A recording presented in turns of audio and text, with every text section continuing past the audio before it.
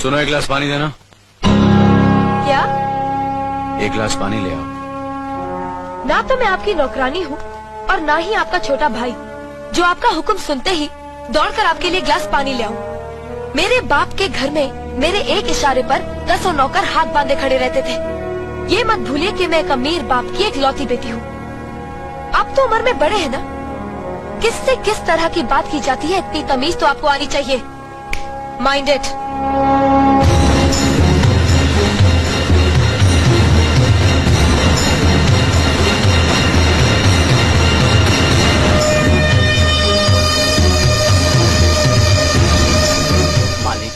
छोटी बहू की बात का बुरा मत मानना, नादान है, बच्ची है। गलती हमारी है मुनीम जी। हमने ऐसी लड़की को काम करने को कहा जिसे काम करने की आदत ही नहीं है। बड़े भैया पानी। नकुल, वो ट्रैक्टर रिपेयर करवा लिया ना? जी करवा दिया।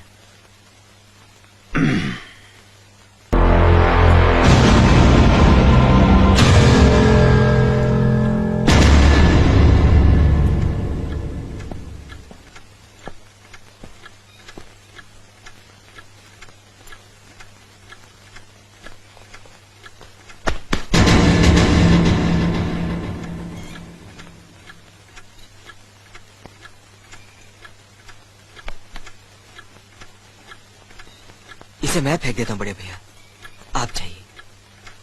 मुनीम जी, जो राम प्रसाद की बेटी की शादी के लिए जेवर देने के लिए कहा था, भिजवा दिया? जी हाँ मालिक। शहर में रहकर यही बदतमीजी और ओछी हरकतें सीखी आपने? अपने से बड़ों का लिहाज करना नहीं आता आपको? किससे कह रहे हो तुम? आपसे कह रहा हूँ। औरत पैदा हुई है तो औरत की तरह रहना सीखे। मीना। नकुल, तुम अंदर जाओ।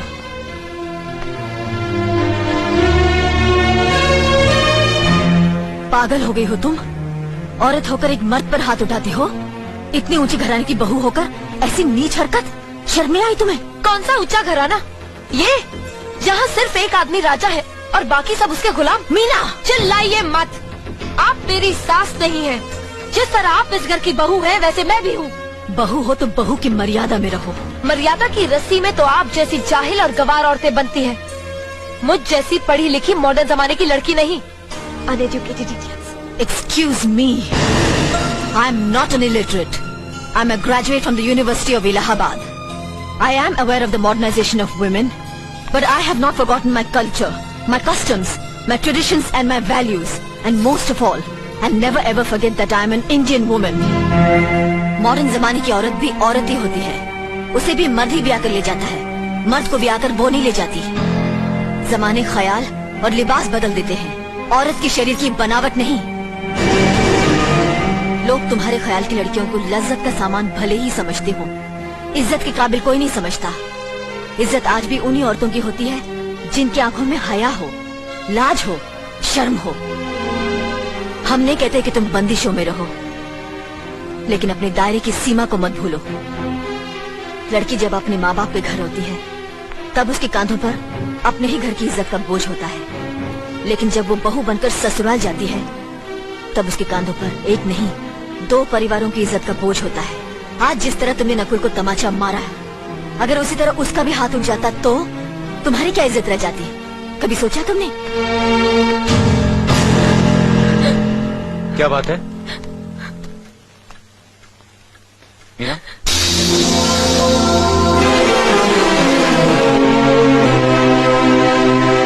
क्या हुआ भाभी? हाँ, कुछ नहीं। मीना कह रही थी कि उसे खाना बनाना नहीं आता। हमने सोचा कि 2-4 खरी खोटी सुनाने से ही सीखेगी, तो सुना दिया। बस रोने लगी। क्यों अर्जुन, हमें तुम्हारी बीवी को डांटने का भी हक नहीं? क्यों नहीं, आप हमारी भाभी माँ हैं। आप मार सकती हैं, डांट सकती हैं, कुछ भी कर सकती हैं।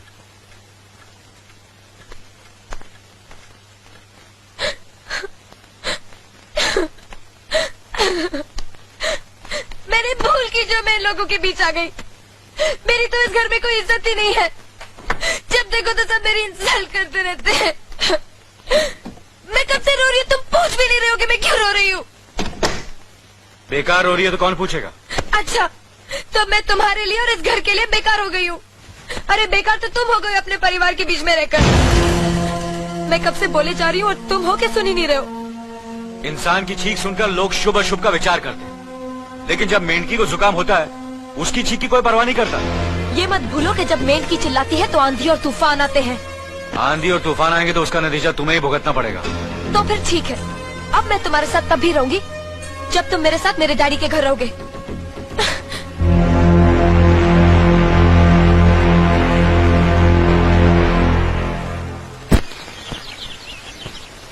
हमारी मीना बहुत प्यारी बच्ची है, लेकिन उसमें अभी भी बचपना है। हमारे तौर तरीकों को नहीं जानती है ना, लेकिन आहिस्ता आहिस्ता हम उसे सब सिखा देंगे।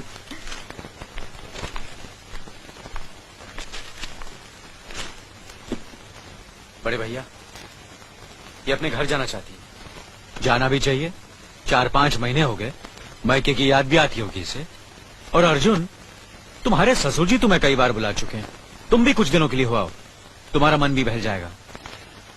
अगर ये वापस लौटने के लिए जा रही होती तो मैं जरूर जाता, मगर ये तो हमेशा के लिए इस घर से जा रही है। कैसी बातें कर रहे हो? अगर तुम दोनों के ख्यालात एक दूसरे से नहीं मिलते तो इस मामले को घर की 4 दीवारी में बैठकर आपस में सुलझा लेना चाहिए। बहू शहर की पढ़ी लिखी लड़की है, उसे गांव के रीति रिवाज के बारे में क्या मालूम। ये तो तुम्हारा फर्ज बनता अर्जुन कि तुम उसे हमारे तौर तरीके सिखाओ। सिखाने से कोई फायदा नहीं बड़े भैया, ये खुद को इस माहौल में डालना ही नहीं चाहती, इसलिए भेज रहा हूं। अच्छा, तो तुमने फैसला भी कर डाला। बड़े भैया, बात यह है कि मैंने मीना को, तुम बहुत समझदार भी हो गए हो ना, तो फिर तुम्हें इतना तो समझ लेना चाहिए, अगर बहू अपने आप को बदल नहीं पा रही है तो तुम बहू के मुताबिक बदल जाओ। आखिर वो तुम्हारी पत्नी है, उसका साथ देना तुम्हारा धर्म है।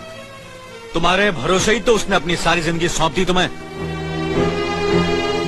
अर्जुन, मेरे दर पर तुम तड़प उठोगे, तुम्हें तकलीफ होगी तो मैं रो दूंगा, क्योंकि हम दोनों एक ही मां की संतान हैं, खून का रिश्ता है हमारा। मगर पत्नी का नाता उससे कहीं ज्यादा गहरा होता है, क्योंकि वो पराये घर से आकर अपनों से कहीं ज्यादा अपनी हो जाती है, परछाई बन जाती है हमारी। पति शरीर है तो पत्नी उसकी आत्मा है। पत्नी ही पति के जीवन को सही अर्थ देती है, उसे कामयाब बनाती। पत्नी के बगैर पति बेजान और बेमाने हो जाते हैं। अगर आज तुम अपनी पत्नी को हमेशा के लिए उसके मायके छोड़ाओगे तो ये गांव, ये समाज क्या कहेगा हमारे बारे में? जरा सोचो अर्जुन, न्याय के सिंहासन पर बैठकर जो लोगों के अच्छे बुरे का फैसला करता है, अगर उसी के घर में नाइंसाफी होगी तो लोग हंसेंगे हम पर, किसी को मुंह दिखाने के काबिल नहीं रहेंगे हम। बड़े भैया, मुझसे भूल हो गई, मुझे माफ कर दीजिए। मुनीम जी। जी मालिक। जायदाद के दस्तावेज लाइए। जी अभी लाया। बहू, पति ही पत्नी की असली शक्ति होती है। हमारे पुरखों ने कुल धर्म पत्नी के बारे में कहा है, जो पति के काम में उसकी मददगार हो, उसे अच्छी सलाह दे, जो दासी की तरह उसकी सेवा करे, मां की तरह उसे खिलाए पिलाए, लक्ष्मी का रूप और धरती की तरह उसमें सहन शक्ति हो, वही आदर्श पत्नी होती है। औरत की सोच मर्द का मुकद्दर बनाती है। वो जब बनाने पर आती है तो कुटिया को महल कर देती है, और जब बिगाड़ने पर उतरती है तो महल को मिट्टी का ढेर बना देती है। मालिक, ये जायदाद के दस्तावेज हैं। हमारी जमीन जायदाद कहां कहां है और कितनी है, उसका हिसाब किताब ना बाबूजी को मालूम था, ना हम तीनों भाइयों को मालूम है। बहू, तुम पढ़ी लिखी हो, आज से इसका हिसाब किताब तुम देखोगी। लक्ष्मी जी। अपनी चाबी व गुच्छा और ये कागजात बहू को दे दो।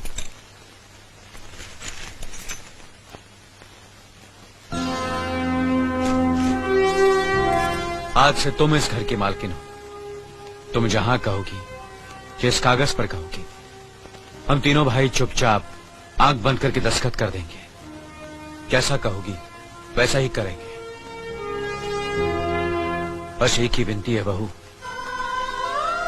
हम तीनों भाइयों को अलग करने का ख्याल अपने मन में कभी आने मत देना।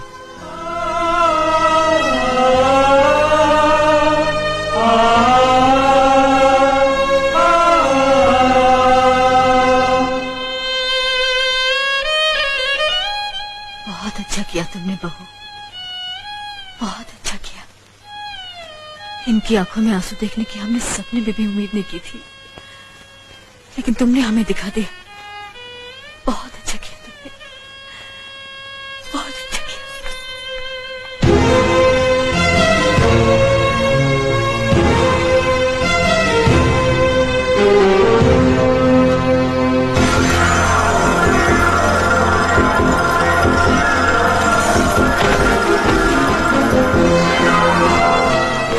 मीना, मीना, क्या हुआ बहू? मीना, मनी जी जल्दी से डॉक्टर को बुलाइए।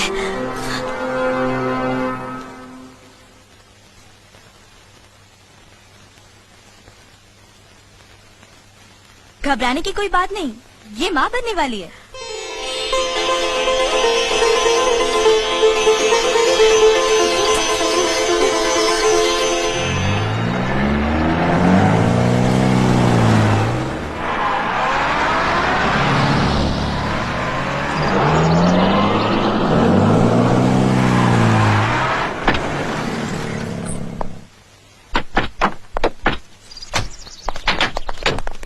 आप लोग यहीं ठहरिए, मैं ठाकुर साहब से मिलकर आता हूँ।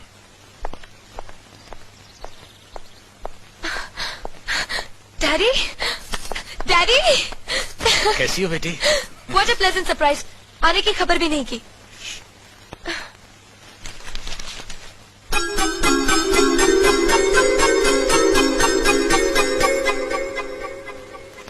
ठाकुर साहब, पाए लागू। समझी जी, आप अचानक यहाँ कैसे? तशरीफ रखिए, बैठिए ना। आपके बराबर बैठने की मैंने कभी गुस्ताखी नहीं की, तो आज कैसे करूंगा? बहुत दिनों बाद हम लोग मिल रहे हैं। कहिए, आपका कारोबार कैसे चल रहा है? आपकी कृपा और आशीर्वाद से ठीक ही चल रहा है। दिल्ली में इंडस्ट्रीज मिनिस्टर के साथ कब की अपॉइंटमेंट ली है? कल सुबह 11 बजे सर। इनकम टैक्स केस का वकील ने कहा है कि 15 तारीख की हियरिंग में मामला क्लियर हो जाएगा। आज एक्सपोर्ट का माल जापान के लिए जहाज से रवाना हो जाएगा ना? जी हाँ सर। नमस्ते ठाकुर साहब। नमस्ते नमस्ते नमस्ते। अरे दीनानाथ जी, आप लोगों ने यहाँ आने की तकलीफ क्यों की? मैं आपकी संस्था के लिए गवर्नर साहब से बात कर चुका हूँ, आपका काम हो जाएगा। धन्यवाद, बहुत बहुत अरे गोपीनाथ जी, होम मिनिस्टर ने वादा किया कि आपके भाई का ट्रांसफर जल्दी ही हो जाएगा। Thank you sir. Daddy, good morning daddy. Good morning my child. आप कहीं जा रहे हैं क्या? हाँ बेटी, एक जरूरी काम से दिल्ली जा रहा हूँ, अपना ख्याल रखना। ओके। Okay, bye. पास में ही फैक्ट्री के लिए जमीन देखने आया था, सोचा आपके दर्शन करता चलूं। अब इजाजत दीजिए। इतनी जल्दी कैसे जा सकते हैं आप? भोजन तो करते जाइए। माफ कीजिए, आप तो जानते ही हैं, बाप बेटी के घर का खाना तो क्या, पानी भी नहीं पी सकता। शहर में रहकर भी अभी भी आप इन बातों को मानते हैं? शहर में रहूं या गांव में, मैं अपनी परंपरा और संस्कार कैसे भूल सकता हूँ? आखिर मैंने इसी मिट्टी में जन्म लिया है।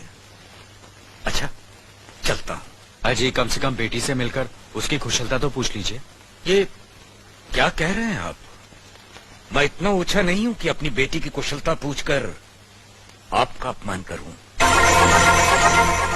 ठाकुर साहब, ये तो मेरी बेटी का सौभाग्य है कि वो इस मंदिर जैसे पवित्र घर में बहू बनकर आई, और फिर आपकी छत्र छाया में तो वो कुशल हो गई। राम राम। राम राम। बेटे, जिस तरह तुम मैके में चहकाती रही हो ना, वैसे ही अपनी ससुराल को भी महकाती रहना। जी।